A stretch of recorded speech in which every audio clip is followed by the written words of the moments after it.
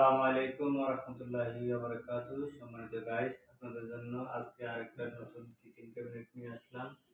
এটা হলো কিচেনের নিচের অংশ পিভিসি দিয়ে করা, আর এই সাইডে পিভিসি দিয়ে করা। এটা হলো কিচেনের নিচের অংশ, আর এই সাইডে হলো সাদা, তাও পিভিসি দিয়ে করা।